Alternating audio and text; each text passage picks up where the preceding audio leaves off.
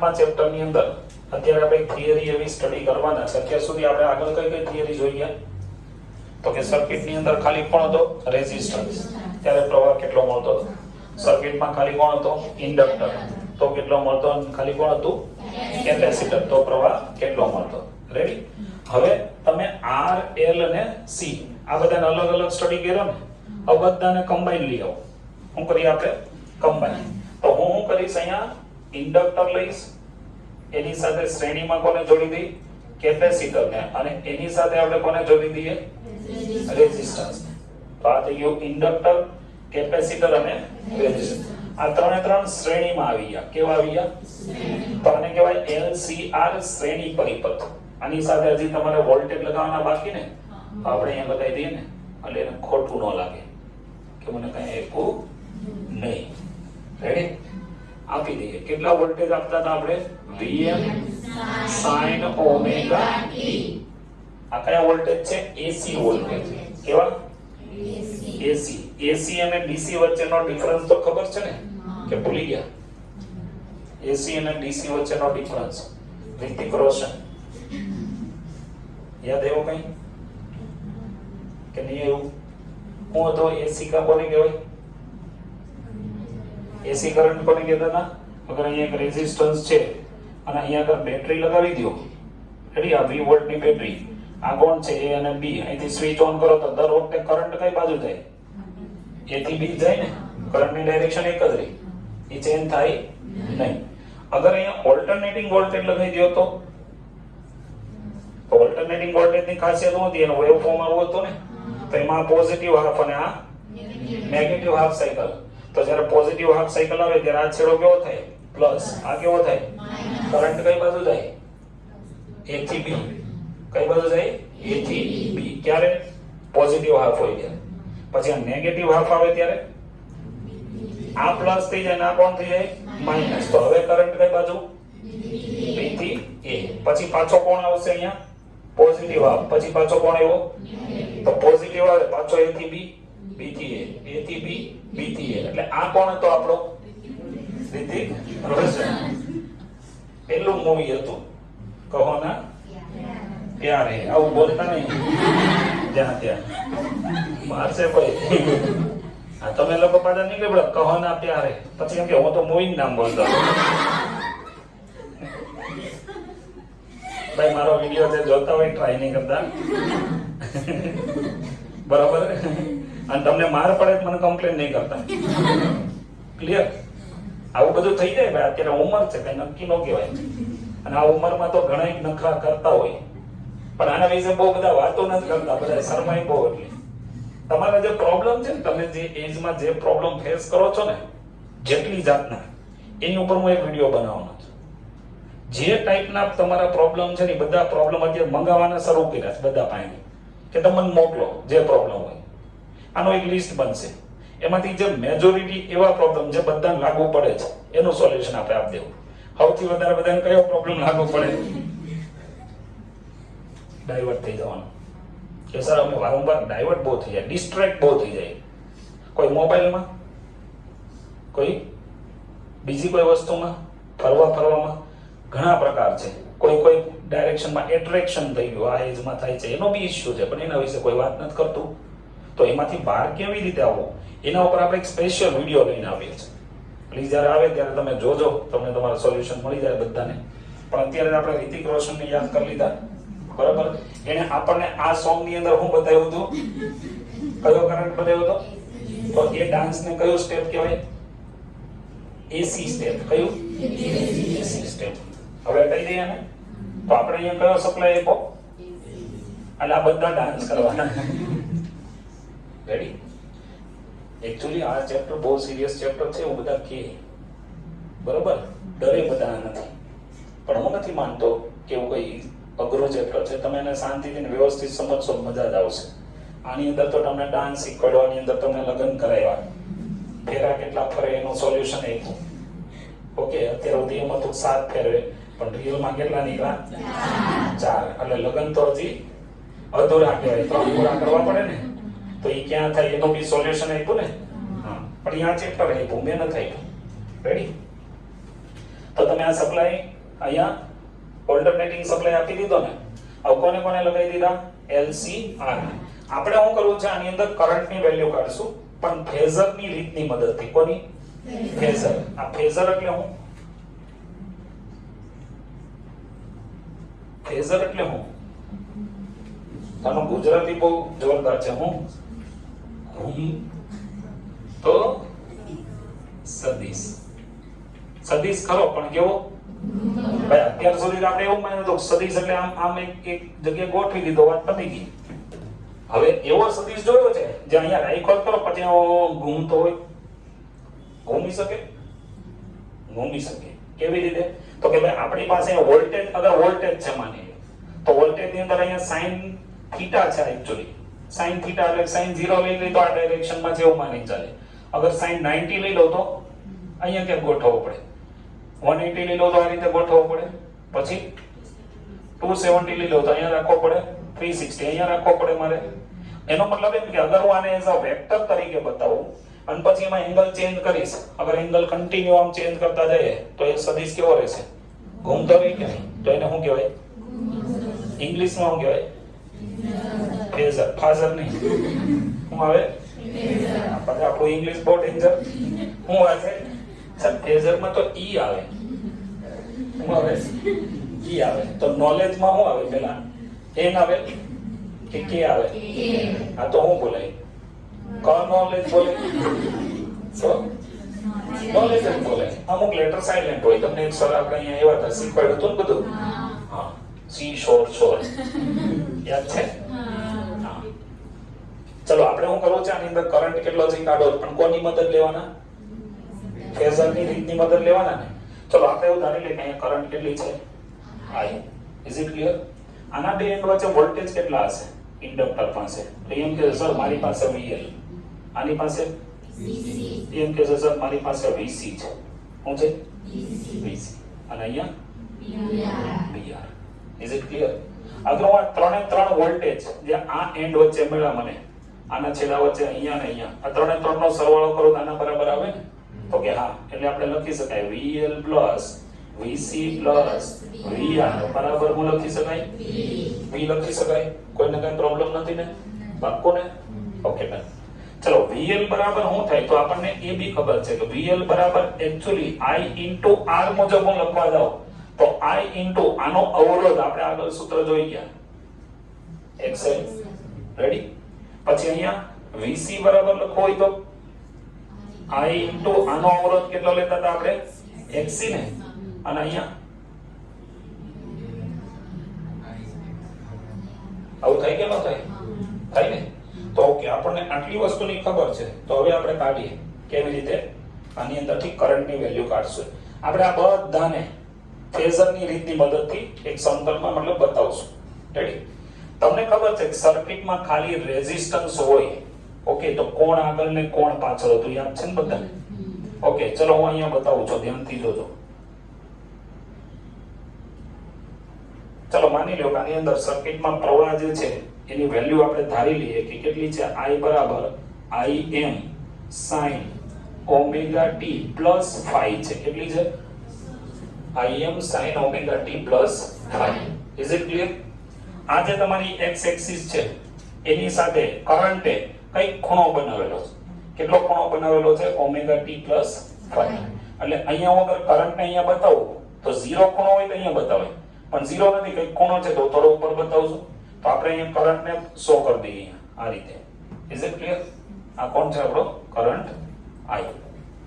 Angle કેટલો બનાવેલો છે? ઓમેગા t પ્લસ phi ને, આખો એંગલ. Is it clear? ચલો કરંટ મેં આમાં બતાવી દીધો. હવે એવું માનીને ચાલો કે સર્કિટમાં ખાલી રેઝિસ્ટન્સ હોય તો વોલ્ટેજ અને કરંટ બે વચ્ચે કળા તફાવત કેટલો હતો? ખાલી રેઝિસ્ટન્સ હોય તો બંને કેવા હતા? કયો સમય? ગોલ્ડન સમય. કયો? ગોલ્ડન કેવી રીતે? તમે જાણો છો વોલ્ટેજ અને કરંટ બંને કેવા હોય? સાથે. તો અત્યારે સર્કિટમાં કરંટ આવી લીધો, અગર હું આના વોલ્ટેજ મૂકવો હોય મારે આની સાથે જ રાખવા પડે ને. એટલે આની ઉપર જ કોનો વેક્ટર આવી જશે? વોલ્ટેજ નો. પણ કયો? VR વાળો. બે વચ્ચે કાળા તફાવત કેટલો 0 તો બંને સાથે બતાવી દીધા ઓકે ચલો એવું માની ચાલો અગર ઇન્ડક્ટર હોત તો વોલ્ટેજ અને કરંટ વચ્ચે કોણ આગળ કોણ પાછળ વોલ્ટેજ આગળ કરંટ વોલ્ટેજ કેટલા આગળ 90 ડિગ્રી આગળ ને કરંટ કેટલો પાછળ 90 તો આ રહ્યો કરંટ તો અહીંયા છે ને તો આના કરતા મારે વોલ્ટેજ ને આગળ કરવા પડે ને કેટલા આગળ કરવાના 90 ડિગ્રી તો આપણે અહીંયા વોલ્ટેજ ને આગળ કરી દઈએ રેડી કેટલા આગળ કરી દીધા 90 ડિગ્રી આગળ કરી દીધા ઇઝ ઇટ ક્લિયર અગર ખાલી કેપેસિટર હોત તો કરંટ આગળ અને વોલ્ટેજ કેટલા પાછળ 90 આ કરંટ છે તો વોલ્ટેજ ને પાછળ કરી દો ને તો આપણે અહીંયા કોને બતાવી દઈએ VC ને આ થોડું તમે પ્રોપર આપણે ડ્રો કરી નાખજો આટલું પ્રોપર હોય રેડી ક્લિયર આ 90 ડિગ્રી છે આ કોણ થઈ ગયું તમારું VL અને આ કોણ થઈ ગયું VC ઇઝ ઇટ ક્લિયર ચલો હવે આ જે VC છે એમાંથી આ VL જેટલી વેલ્યુ છે એ અહીંથી માઈનસ કરી નાખો ઓકે તો અહીંયા સુધીની મને એક વેલ્યુ મળશે અહીંથી અહીંયા સુધી આખું કોણ હતું VC આ જે વેલ્યુ છે એટલી મેં અહીંથી માઈનસ કરી દીધી આ જે વેક્ટર હતો ને એને ઉલટાઈને અહીંથી માઈનસ કરી દીધો તો હવે કેટલું આવશે આ તમારું જે એવું આટલો જે વેક્ટર આવ્યો એ VC માઈનસ VL ને ઇઝ ઇટ ક્લિયર આ થઈ ગયું VC માઈનસ VL અને આ વેક્ટર કયો છે VR ઓકે તમારે શું જોઈએ છે ટોટલ V ને તો હવે આની અંદર પહેલા આપણે ટોટલ V કાઢી લઈએ ટોટલ V કેવી રીતે નીકળશે જોજો એક વેક્ટર અહીંયા છે VR એક વેક્ટર અહીંયા મને દેખાય કોણ VC માઈનસ VL તો હું કરું આ બે વેક્ટરને સોલ્વ કરવા અને આનો પરિણામી સદિશ મારે કાઢવો હોય તો 11મા ધોરણમાં સમાંતર બાજુ ચતુષ્કોણની રીત આવી ગયેલી એનો ઉપયોગ કરશો રેડી કેવી રીતે તો કે આ જેવડો વેક્ટર છે એવડો અહીંયા મૂકવાનો આ જે સાઈઝનો વેક્ટર છે એવો અહીંયા મૂકવાનો ને તો આની જેવો એક વેક્ટર અહીંયા મૂકો રેડી આવો વેક્ટર એક અહીંયા મૂકી દઈએ અને થોડુંક આપણે પ્રોપર બનાવશું ક્લિયર અને આવો વેક્ટર એક અહીંયા મૂકી દઈએ ક્લિયર તો આવું બની ગયો સમાંતર બાજુ ચતુષ્કોણ અહીંથી સ્ટાર્ટ કરી અહીંયા ખતમ કર્યું અહીંથી સ્ટાર્ટ કરીને અહીંયા ખતમ કર્યું તો આ જે વેક્ટર આવ્યો આ કોણ છે તમારો રિઝલ્ટન્ટ વેક્ટર એટલે રિઝલ્ટન્ટ વેક્ટર એટલે કોણ V આ જે વેલ્યુ છે એટલી વેલ્યુ અહીંયા રહી એટલે આ કોણ થશે તમારું VC માઈનસ VL આ કોણ છે તમારું VR આ VR હોય ને આ VC માઈનસ VL હોય તો આ તમને પરિણામી મળ્યો પરિણામી કોણ મળ્યો V બીજું ખાસ ધ્યાન રાખજો આ જે આખો ખૂણો હતો એમાં આ નીચેનો ખૂણો છે એ ઓમેગા t છે ને ઉપરનો કેટલો હોય તો phi એટલે આખો કેટલો થઈ ગયો ઓમેગા t + phi ને હું થોડુંક આને પ્રોપર અહીંયા બનાવી દઉં એટલે તમને કેલ્ક્યુલેશનમાં ઇશ્યુ આવે નહીં રેડી અહીંયા તો કરંટ ક્લિયર આની ઉપર અહીંયા કોણ લઈ લીધું તો આપણે VR ને અહીંયા કોણ લઈ લીધું આપણે આ હું આટલું જ હવે અહીંયા બતાવું છું આ કોણ છે VC માઈનસ VL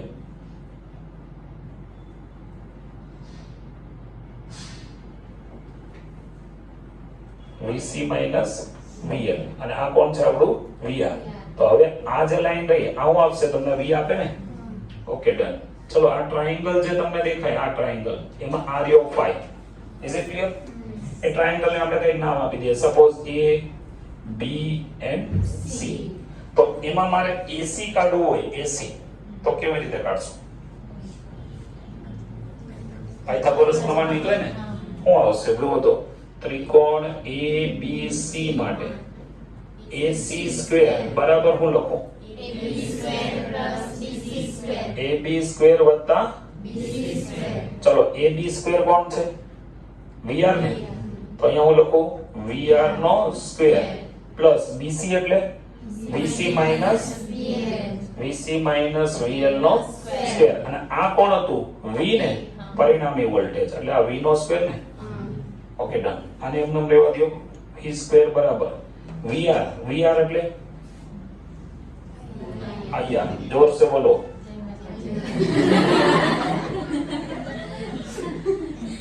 જય માતાજી એમનો જય માતાજી જોર સે બોલો જય માતાજી अब બોલ્યા છો તો હું આવે IR આવે કે I સ્ક્વેર R સ્ક્વેર આવે?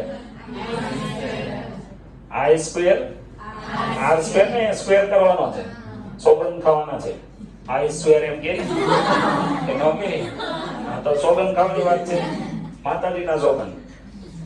મેં બધું સાચું જ લખેલું પણ મને માર્ક્સ નહીં આપ્યા. ખોટું કેટલું બોલવાનું. માતાજીને ખબર છે ગપ્પા મારીને એવું. રેડી? નથી મારતા ને? હા તો બરોબર. કોઈ બધા સોગંદ તો ધીમી ધીમી વાતમાં કરે. આ સ્વેર મેં કોઈને નથી કીધું, બધાને કીધું હોય.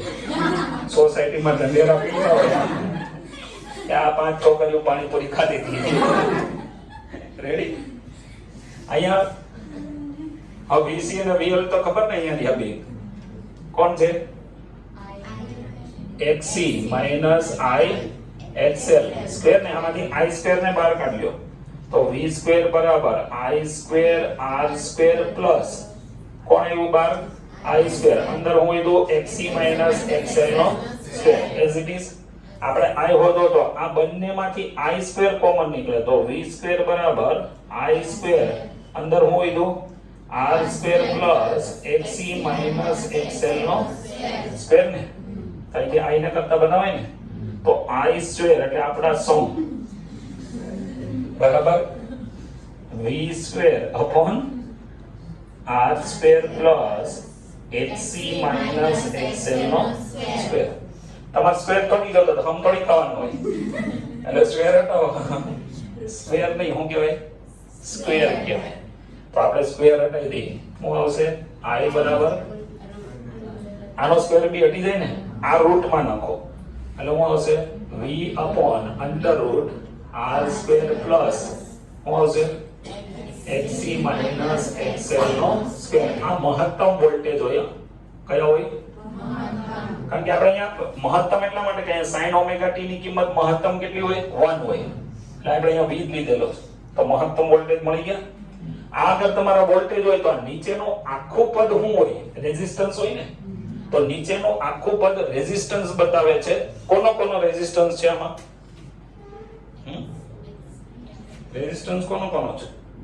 તો R નો તો છે જ. આ XC ને XL કોનો કોનો? ઇન્ડક્ટર અને કેપેસિટર. આ બધાનો રેઝિસ્ટન્સ અહીં આવી ગયો. આ આખું જે પદ છે એને કહેવાય ઇમ્પિડન્સ. શું કહેવાય? ઇમ્પિડન્સ. આ જે છે ને under route R square plus શું છે? XC માઈનસ XL નો સ્ક્વેર બરાબર આને શું કહેવાય? Z. Is it clear? Z ને શું કહેવાય? ઇમ્પિડન્સ. ડાન્સ નહીં, અવરોધ છે. આનો એકમ પૂછે તો શું આવે? ઓહમ જ આવે. શું આવે? ઓહમ. Is it clear? તો હું અહીંયા સૂત્રને આમ લખું તો કોઈને વાંધો નથી ને? I બરાબર Vm/Z. હા પાછા એમ કે સર સારું નથી લાગતું. એમ કે પાછા સારું નથી લાગતું, પેલું સારું લાગતું. વાંધા ઉઠાવવા વાળા હોય. આવડશે? ઓકે. હવે બીજો પ્રશ્ન. અહીંયા આ તમારો એંગલ બી છે ને તો તમારે ઘણી થિયરીમાં એંગલની જરૂર પડવાની. રેડી? તો એંગલ કેવી રીતે ફાઇન્ડ આઉટ કરવાનો? તો કે પાછા એક ત્રિકોણ પાસે જાઓ, આ ત્રિકોણ પાસે. તો એમાં મને કહો tan phi બરાબર હું લખું આ ટ્રાયેંગલમાં? તો કે સામેની છેદમાં પાસેની. તો સામેની કોણ છે? VC minus VL upon VR ને. તો tan phi નું સૂત્ર શું આવશે બોલો? VC એટલે I into XC minus I into XL upon I into R ને. ઉપર બેમાંથી કોણ કોમન નીકળું? I. XC minus XL upon હું લીધું IR ને. તો આ બે કેન્સલ. તો કેટલું લીધું? XC minus XL by R. આ કોનું સૂત્ર મળ્યું? tan phi નું ને. Is it clear? અગર તમને કોઈ આની અંદર tan phi ની જગ્યાએ cos phi પૂછી દે તો?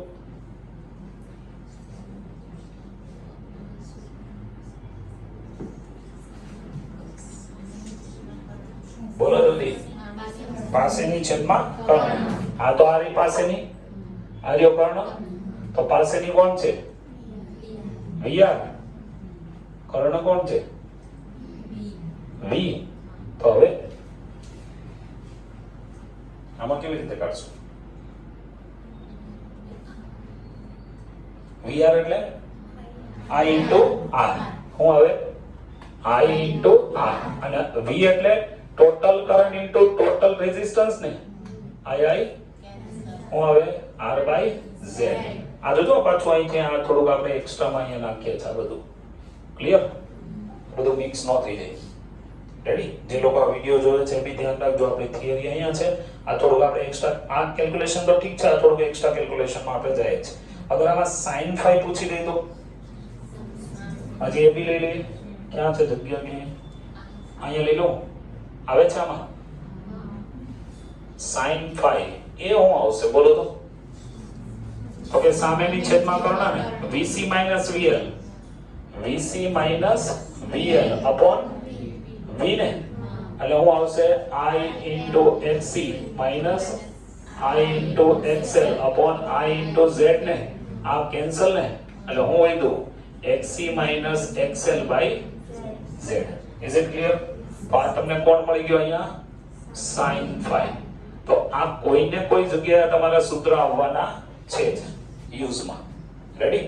આવડશે બધાને? આમાં કોઈને કઈ ડાઉટ? તમારું કયું સૂત્ર આવી ગયું? કરંટ નું ને? ક્યાં છે કરંટ? અહીંયા. ક્લિયર? ઓકે, ચલો તો અહીંયા સુધી રાખશું આ થિયરી.